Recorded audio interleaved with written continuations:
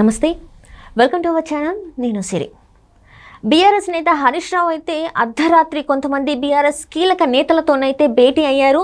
ఇందులో ఏంటంటే అందరూ కాంగ్రెస్లోకి లేకపోతే బీజేపీలోకి వెళ్తున్న పరిస్థితుల్లో తను అంటే కొంతమంది నేతలతో కూర్చొని ఏ పార్టీలోకి వెళ్తే మంచిది అన్నట్టు ఆలోచిస్తున్నారు అని చెప్పేసి కొన్ని వార్తలు వస్తున్నాయి. మరి ఈ భేటీ వెనక నిజంగానే మరి తను పార్టీ మారే అవకాశాలు ఉన్నాయా, పార్టీ మారడానికి ఈ భేటీ జరిగిందా, మరి ఏంటి అనేది వివరించడానికి మనతో పాటు ఉన్నారు ప్రముఖ సీనియర్ జర్నలిస్ట్ డివిఎస్ గారు.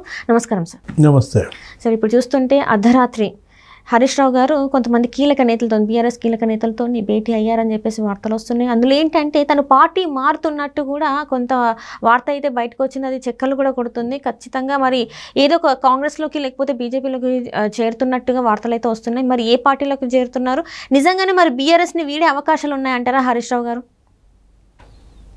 హరీష్ రావు కనుక బీఆర్ఎస్ని వీడితే ఇక అది మామూలు దెబ్బ కాదు, ఏది చావు దెబ్బే బీఆర్ఎస్కి. ఈ పరిస్థితుల్లో అందులో కూడా ఇంత దిగజారిపోయినటువంటి బీఆర్ఎస్ ఏంటి మిణుకు అంటున్నటువంటి పరిస్థితుల్లో హరీష్ రావు కనుక నీకు జెండా పీకేశాడంటే ఇక ఆ దీపం ఆరిపోయినట్లే. ఏది బీఆర్ఎస్ దీపం మనం చూసాం. అతనే ఒక పిల్లర్ ఎక్కడ బీఆర్ఎస్లో. కేసీఆర్కి మరి ఇద్దరు కుడి ఎడమ భుజాలుగా ఉన్నారు. ఎవరు? హరీష్ రావు, కేటీఆర్. కొన్ని జిల్లాలు అతనికి అప్పచెప్పాడు, కొన్ని జిల్లాలు ఇతనికి అప్పచెప్పాడు. జీహెచ్ఎంసీ కొడుకు అప్పచెప్పాడు. 10 ఏళ్ళు కేసీఆర్ ముఖ్యమంత్రి పరిపాలన మనం చూసినట్లయితే ఇప్పుడు హరీష్ రావు బీజేపీలో చేరతాడు అంటే నువ్వు మరి రాజీనామా చేయాలిగా. సిద్దిపేట అసెంబ్లీకి రాజీనామా చేయాలి. ఎందుకంటే బీజేపీ ఏమంటోంది, రాజీనామా చేస్తే కానీ మేము పార్టీలో చేర్చుకోమంటున్నారు వాళ్ళు. కాంగ్రెస్ లాగా కాదనమాట. మరి సిద్దిపేటకి రాజీనామా చేస్తాడా? ఎందుకంటే తను ఆల్రెడీ సిద్దిపేటని తన పేరు చెప్తే సిద్దిపేట మొత్తం తన వెనకాల ఉంటుంది అని చెప్పేసి అనుకుంటారు. అంటే అందరి అది కూడా ఎందుకంటే తన ఫ్యాన్ బేస్ అట్లా ఉంది హరీష్ రావు గారికి. కానీ మొన్న ఏం జరిగింది, పార్లమెంట్లో మెజార్టీ తగ్గిపోయింది. అసెంబ్లీలో గెలిచాడు, బాగానే మెజార్టీ వచ్చింది. అదే 4 నెలల్లో 2500కు పడిపోయింది. ఇంకా నయం, ఆ 2500 అన్నా మిగిలింది. సిరిసిల్లలో అయితే అసలు కేటీఆర్కి లేదు. ఏంటి అక్కడ మరి ప్రత్యర్థి పార్టీకే మెజార్టీ వచ్చిన పరిస్థితుల్లో 1-2 చోట్లే వీళ్ళకి ఏదో మెజార్టీ వచ్చిందని. కేసీఆర్ గజ్వేల్లో మెజార్టీ వచ్చింది, సిద్దిపేట హరీష్ రావులో 2500 మెజార్టీతో బయటపడిన పరిస్థితుల్లో మరి రాజీనామా చేయగలడా? రాజీనామా చేసి మళ్ళా నెగ్గగలడా? ఎందుకంటే ఇతను కనుక బీజేపీలో చేరాడు అనుకో, రాజీనామా చేసి సిద్దిపేట బై ఎలక్షన్ వస్తే రేవంత్ రెడ్డి అది ప్రతిష్టాత్మకంగా తీసుకుంటాడు. హరీష్ రావు ఓటమే లక్ష్యంగా కాంగ్రెస్ సర్వశక్తులు ఒడ్డుతుందన్నమాట. గెలిస్తే పర్వాలా, ఓడితే సూయిసైడల్, పొలిటికల్ సూయిసైడ్, ఆత్మహత్యా సదృశ్యం. మరి కాంగ్రెస్లోకి వెళ్తాడా? రేవంత్ రెడ్డితో ఉన్నటువంటి విభేదాలు ఉప్పు నిప్పుగా మారిన పరిస్థితుల్లో నిన్న కూడా తిట్టినట్టున్నాడు రేవంత్ రెడ్డి ఎక్కడో సభలో. ఏమిటి 6 అడుగులాడు, అగ్గిపెట్టె దొరకలేదు, 100 రూపాయలు పెట్టి పెట్రోల్ కొనుక్కొచ్చుకున్నాడు కానీ అగ్గిపెట్టె దొరకలేదు. ఒక 6 అడుగులాడికి శ్రీకాంతాచారి బలైపోయాడు అని నిన్న కూడా మాట్లాడిన మాటలు రేవంత్ రెడ్డి. పరిస్థితుల్లో హరీష్ రావు కాంగ్రెస్కి వెళ్ళే అవకాశం లేదు. కాబట్టి ఇక అతనికి ఉన్న ప్రత్యామ్నాయం బీజేపీయే. మరి నిన్న అర్ధరాత్రి మీటింగ్ పెట్టుకున్నారని మరి మీడియాలోనో సోషల్ మీడియాలోనో మనకి ప్రచారం జరుగుతున్న నేపథ్యంలో ఇవాళ కేసీఆర్ కుటుంబాన్ని, కేసీఆర్ని నమ్ముకుని రాజకీయం చేయలేము. భవిష్యత్తు ఇక మనకి లేదు.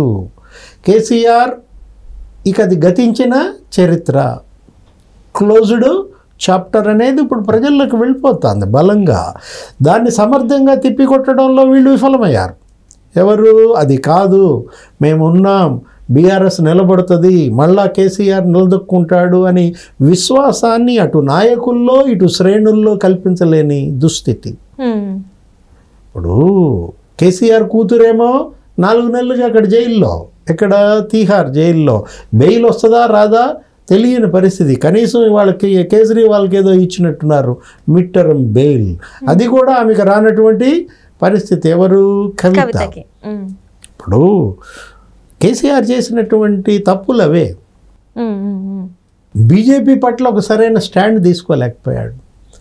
ఏంటి, అటు శత్రువుగాను చూడలేదు, ఇటు స్నేహితుడుగాను చూడలేదు. కొన్నాళ్ళు మోడీని పొగిడాడు, కొన్నాళ్ళు మోడీని తిట్టాడు. ఇతను నమ్మదగిన వ్యక్తి కాదు అని బీజేపీ పెద్దలకు వెళ్ళిపోయింది. ఎందుకంటే మనం చూసాం కాంగ్రెస్లో సోనియా గాంధీకి ఎలా ఝలక్ ఇచ్చారో. అప్పుడు ఏమన్నాడు, రాష్ట్ర విభజనప్పుడు తెలంగాణ ఇస్తే మీలో కలిపేస్తా అన్నాడు. కాంగ్రెస్లో కలిపేస్తానని సోనియాకి మాటిచ్చి ఇచ్చిన తర్వాత కలపలేదు. కలపకపోగా కాంగ్రెస్ని చీల్చి చెండాడాడు. ఏంటి, ఏ సోనియాకైతే వీళ్ళంతా కుటుంబం అంతా వెళ్ళి పాదాభివందనం చేశారో వాళ్ళు మళ్ళీ అదే సోనియాని ఇక్కడ టార్గెట్ చేశారు. బలిదేవత అని రకరకాల వ్యాఖ్యలు చేసినటువంటి దీంట్లో మనం చూసాం. ఏంటి, సోనియా ఇవాళ తెలంగాణ ఇచ్చింది సోనియానే అనే దీంట్లో కాంగ్రెస్ని గెలిపించారు మొన్న ఎన్నికల్లో. ఇవాళ గెలిచిన బీఆర్ఎస్ ఎమ్మెల్యేలను నిలబెట్టుకోలేని పరిస్థితి, కౌన్సిల్లో ఉన్నటువంటి ఎమ్మెల్సీలను నిలబెట్టుకోలేని పరిస్థితి. ఇప్పుడు నిన్న అతను చేరిపోయాడు, ఎవరు, ప్రకాష్ గౌడ్, రాజేంద్ర నగర్ ఎమ్మెల్యే రేవంత్ రెడ్డి సమక్షంలో. ఇవాళ ఎవరు, అరికపూడి గాంధీ చేరిపోయాడు కాంగ్రెస్లో రేవంత్ రెడ్డి సమక్షంలో. ఓ పద్ధతి ప్రకారం రేవంత్ రెడ్డి కొట్టుకుంటూ వస్తున్నాడు. ఏంటి, ఏదో అంటుగట్టినట్టుగా, ఏదో ఒక చక్కగా ఒక దడి కట్టినట్టుగా బీఆర్ఎస్ని నాశనం చేయటమే లక్ష్యంగా పెట్టుకున్నట్టున్నాడు. ఏదో పొరపాటున ఒక మాట అన్నారు, ఏమని, కాంగ్రెస్ వాళ్ళు మాతో టచ్లో ఉన్నారనో ఏదో అన్నట్టున్నారు. అది అడ్డం పెట్టుకుని ఇతను మొత్తం ఖాళీ చేపించేస్తున్నాడు. 8 మంది ఎమ్మెల్సీలు, 8 మంది ఎమ్మెల్యేలను లాగేసుకున్నాడు. ఇప్పుడు రేపో మాపో నీకు బీఆర్ఎస్ లెజిస్లేచర్ పార్టీ విలీనం అంటున్నారు, కాంగ్రెస్లో విలీనం అంటున్నారు. అంటే ఇప్పుడు ఒక 20 మంది ఇంకా లైన్లో ఉన్నారని, ఆ 20 మందిని కూడా కనుక లాగేసినట్లయితే ఇక ప్రతిపక్ష నాయకుడి హోదా కూడా కేసీఆర్కి ఉండదు.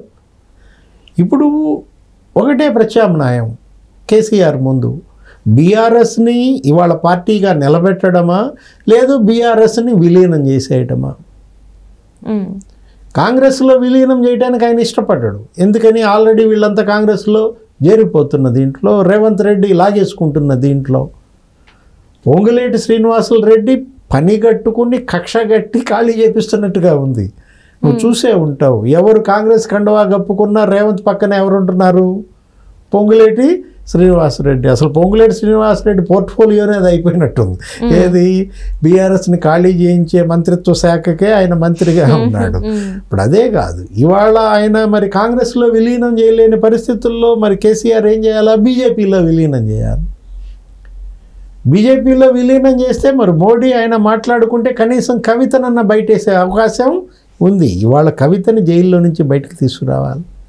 మరోవైపు పార్టీని నిలబెట్టుకోవాలా, కనీసం పోయినాళ్ళు పోగా ఉన్నాళ్ళని తన వైపు మళ్ళించుకోవటం, వేరే పార్టీకి తీసుకెళ్ళటం. ఇవాళ కేసీఆర్ పరిస్థితి మింగలేక కక్కలేక ఉంది. అడకత్తెరలో పోక చెక్కలాగా మారిన పరిస్థితుల్లో ఈ పరిస్థితికి కారణం ఏంటి, ఉద్యమ కార్యకర్తల్ని నిర్లక్ష్యం చేయటం. ఎవరైతే తెలంగాణ తెచ్చారో ఆ నాయకుల్ని దూరం పెట్టడం, బయట నుంచి వచ్చిన వాళ్ళకి పెద్దపీట వేయటం. ఏంటి, తెలుగుదేశం నుంచి లాక్కున్న వాళ్ళకి మంత్రి పదవులు ఇచ్చాడు, వాళ్ళనే స్పీకర్ చేశాడు. ఉన్నాడా ఆ స్పీకర్? ఇప్పుడు తెలుగుదేశం నుంచి తీసుకున్న పోచారం శ్రీనివాసరెడ్డి ఇప్పుడు వాళ్ళు ఎక్కడున్నాడు, మళ్ళీ కాంగ్రెస్లోకే వెళ్ళిపోయారు. ఇంకో పని ఏం చేశాడు, అహంభావం నెత్తికెక్కి ఎవరైతే పాదాభివందనాలు చేశారో వాళ్ళందరికీ పోస్టులు ఇచ్చాడు. ఆయన ఎవరో కలెక్టర్ వెంకట్రామరెడ్డి ఎవరో, అతను మీ సీఎంగా కేసీఆర్కి పాదాభివందనం చేసినందుకు ఎమ్మెల్సీ చేసి పారేశాడు.